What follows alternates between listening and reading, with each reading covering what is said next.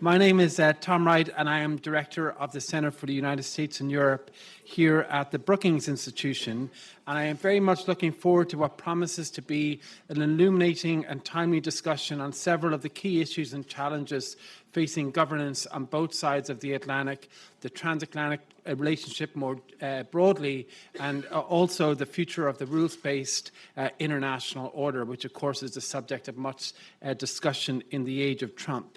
As you can see from the screen behind me, this is part of our successful Brookings-Bosch Transatlantic Initiative, or as we call it here, BBTI.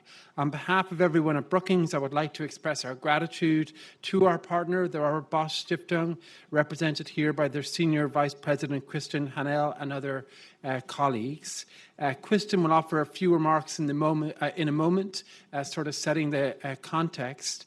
But before he does, I would like to underscore our appreciation for the vibrant, transformative partnership that we have forged with the Robert Bosch Stiftung over the last 2 years.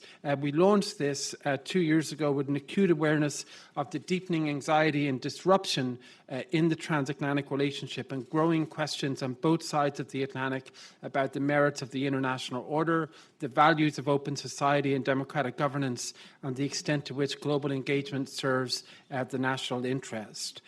Given the gravity of these challenges, there's a pressing need for dialogue, for research, and for new ideas about how to sustain and adapt the transatlantic relationship in this new era. So we're very excited to have deepened this partnership with Robert Bosch, and the discussion that we will have this morning could not be more timely.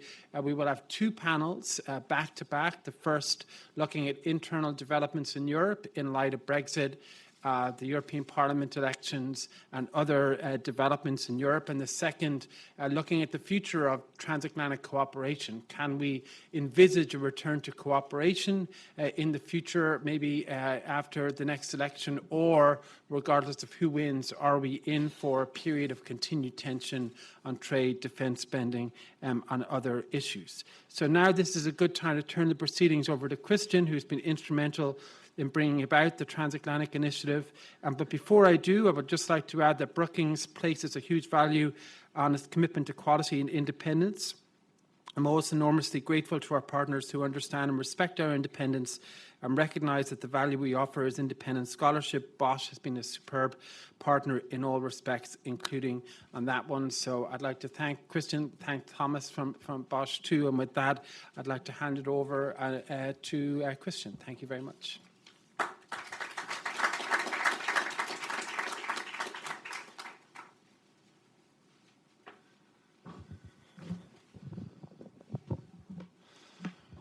Distinguished panelists, ladies and gentlemen, good morning and greetings from Stuttgart, Germany, where the headquarters of the Bosch Foundation is situated. A very warm welcome to all of you on behalf of the Bosch Stiftung, the Bosch Foundation as well.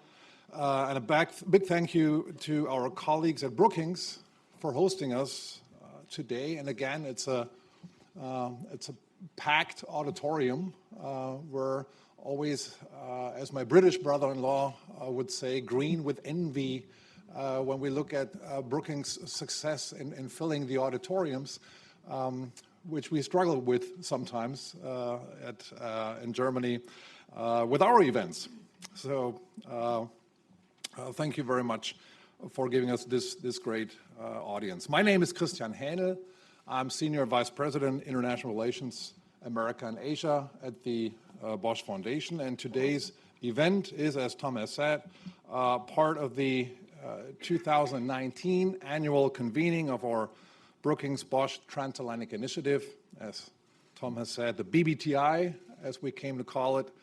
It aims to build up and strengthen resilient transatlantic networks and reinvigorate dialogue and collaboration on issues concerning transatlantic relations and also social cohesion in Europe and the United States.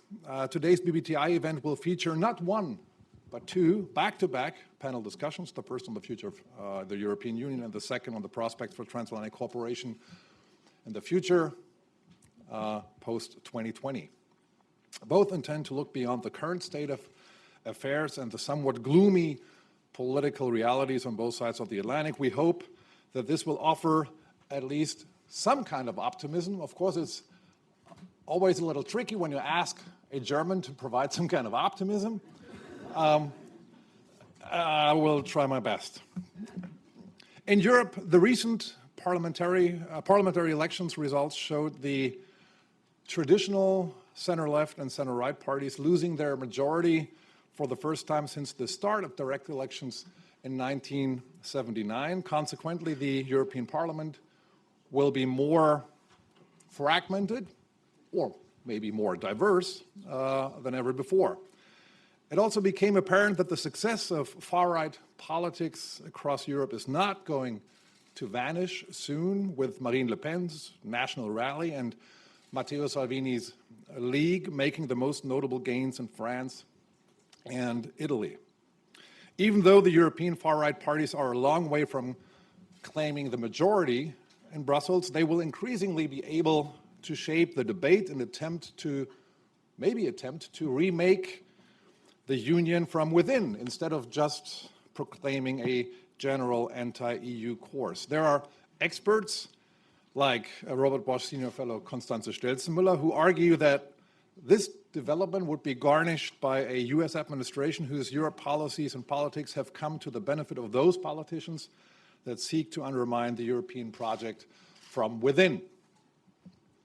The European parliamentary elections had quite an impact for national politics in Germany.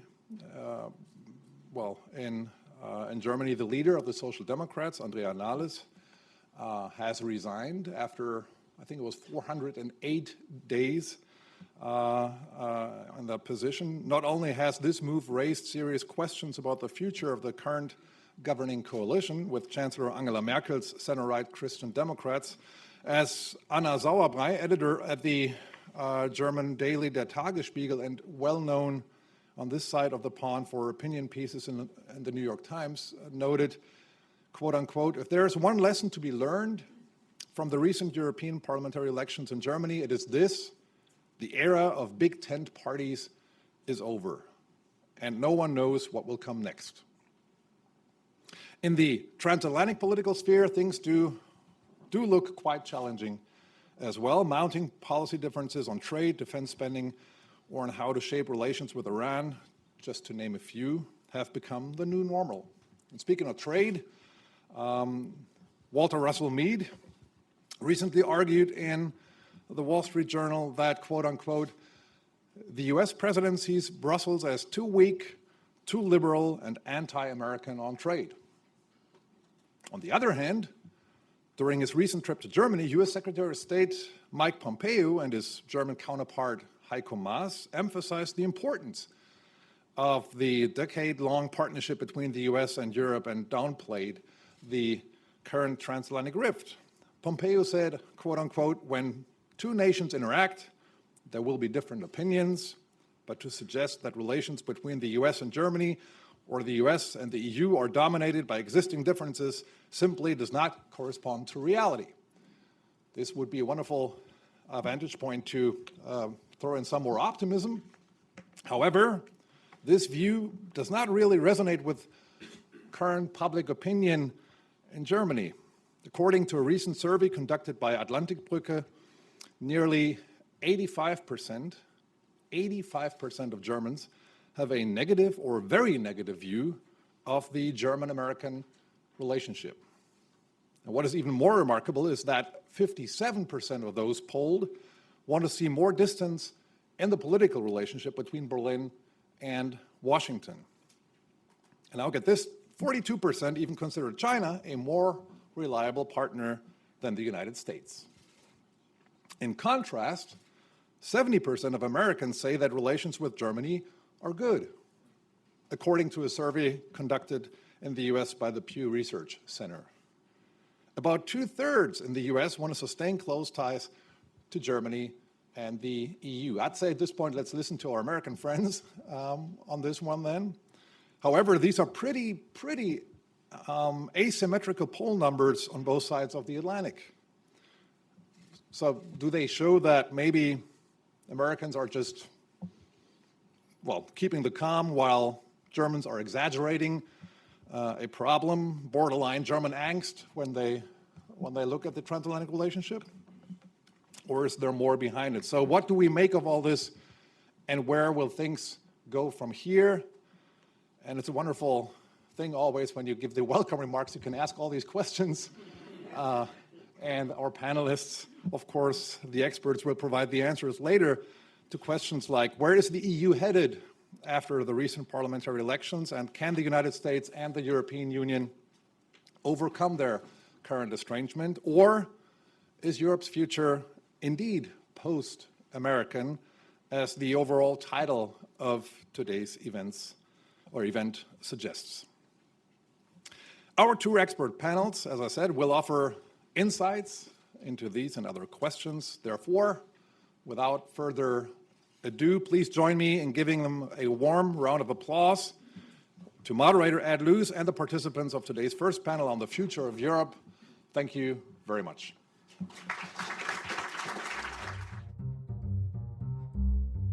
Thanks for watching. Be sure to like and subscribe for more videos from Brookings.